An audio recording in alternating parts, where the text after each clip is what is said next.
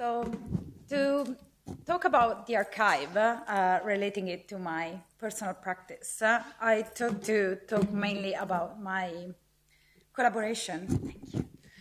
Collaboration and collaborative practice with artist Rhys Coren and Paul Flannery with online platform bubblebite.org and my approach within my personal practice. Within BubbleBite, we're going to look at two phases of its development because it's been changing through time, the approach that we gave to it and the way we were archiving the material we were presenting. In between 2011 and 2013, BubbleBite started in January 2011 as a collaborative project between me and artist Rhys Coren. And the main topic and the main idea behind the gallery was to showcase artists that were engaging with the digital space in a creative way, finding ways to stress in multiple possibilities of the media. We claim to be container artist and gallery. This was a peculiar choice in different levels because we felt that we wanted to maintain the same structure of a physical space, so the neutrality of a physical white cube, but approaching that online. For this reason, we always maintain the timeline of a physical space, having press releases, private view, and any sort of according communication. Monthly shows quite straightly on deadlines and no archive of what the show before was. This is like few of the flyers that we used as invite, and we were using like normal channels as mailing list and Facebook, in a way to use the internet as a sort of material and using the same strategies of the internet and the internet audience to kind of construct a network and communicate via word of mouth. The question is a work by artist Laurel Schwulst, which was our second exhibition. You see the background. The question was like, why we didn't archive? First of all, because we wanted to, again, maintain this time frame of a physical space, so having always a different audience coming back to the website and refreshing the content that was displayed and showcased on the website. And then because the internet is an ephemeral place, and we wanted to maintain the sort of characteristic that were belonging to the space we were trying to inhabitate, and to construct each exhibition as a unique temporal experience, not repeatable. And often we receive questions by people that were like, what was the work, in which ways was showcased, because even from solo shows to group show was clearly like changing a lot the setting of what we were representing. And this again was increasing the interest towards the artist, and since we never represented any of them, we were sending any request back to the artist platform, and clearly enlarge our network. Since May 2013, BubbleBite closed as online gallery, so we stopped doing online exhibition after 2 solid years. And we started to collaborate with artist Paul Flannery that has been following our process during the last year and concentrating on commission projects. So the website changed its nature. Instead of becoming a fluid platform, it became a sort of archival place for what was the online gallery before and what we were now concentrating as collaborative projects. Can I try to go online? Something happens? Is that okay? Maybe? No. Okay. Anyway, yeah? I think that if I talk structurally within the online page, you can understand more what I'm talking about.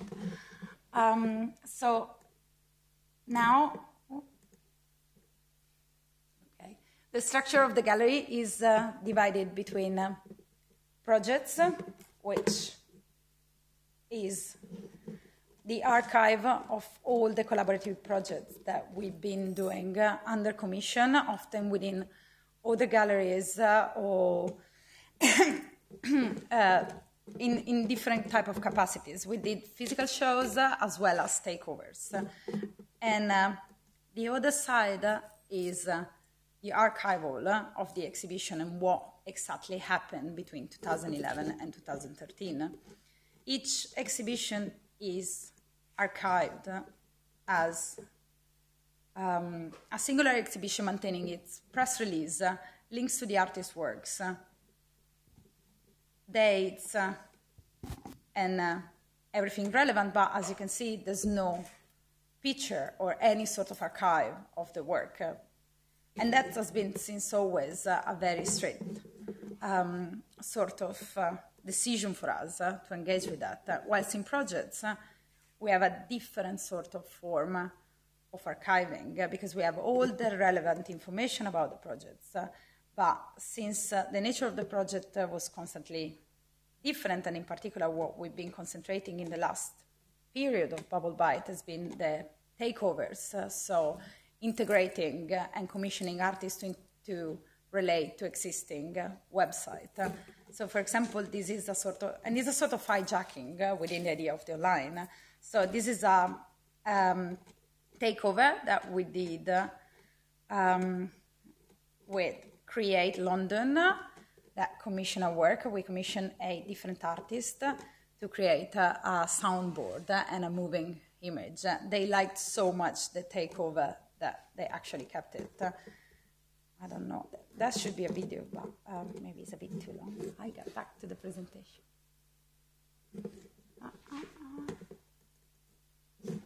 Yeah, so as you can see, there's like two different ways of archival system. One is divided by exhibition, and the other one is divided by project.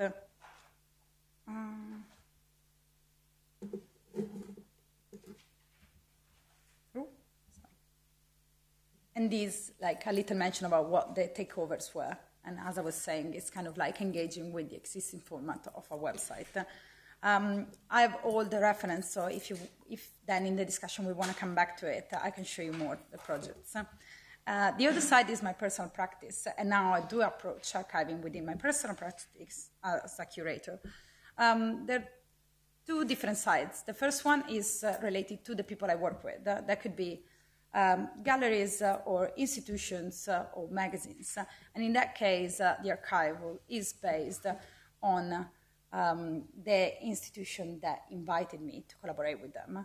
And in the other side is my personal reference to what I've been doing and what my curatorial history is. So I do archive in 3 different levels with 3 different aims. The first one is clearly like my project as a curator, and it's just image recollection of this project. If you click on each project, you have, for example, the basement, which is the recent one that I'm doing for Paradise Row Gallery. You have all different images for different exhibitions, whilst the other 2 levels are blog and a Tumblr.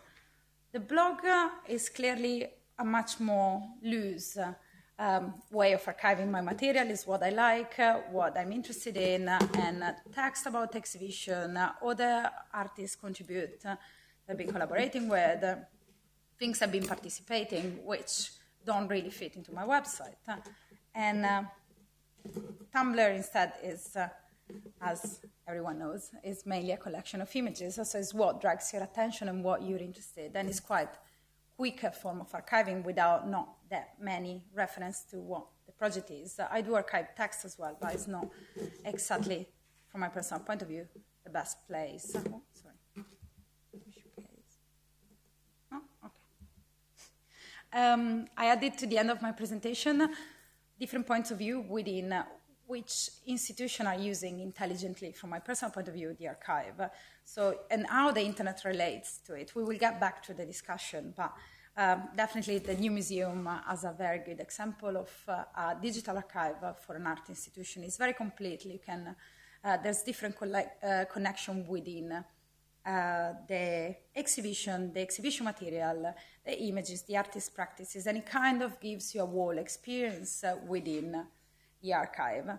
And other art archives that most of you most probably know are eFlax, which clearly has a recollection of exhibitions since 2008, and they've been publishing at least 5-6 different exhibitions per day, every day, since 2008. So it's a fantastic archive of what has been happening, and you can look at trends within this sort of format. And the Influx journal as well is like how theoretical culture has been changing within this time frame.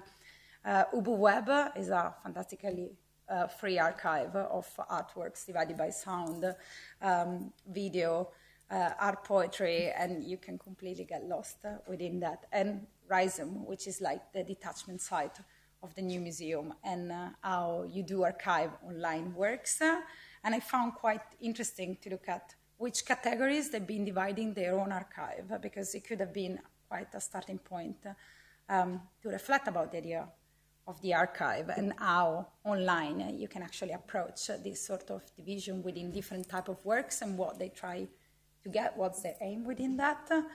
So as a sort of, taken from that point of view, I kind of like divided different sections that for me were quite interesting as the internet as an archive, as a community, which is like a surfing club as Nasty Nets, which in 2008 started as a sort of community where people were constantly posting their own online work, and then it became a very strong feature of online work and the development that today is now post internet. So you can see very now famous names, so people that approach since the beginning something quite playfully.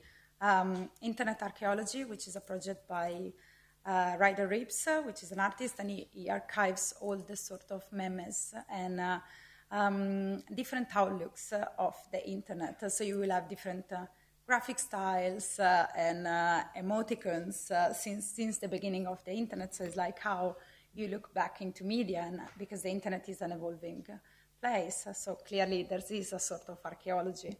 And archive as creative practice, so there are just all sorts of websites. Greek New Media Sheet is quite interesting because it collects all new media artists that use and appropriate Greek statues and aesthetics within their work, and why there is the association of one and the other, and what is better that matches pictures of different works by different artists, but they're really similar one to each other.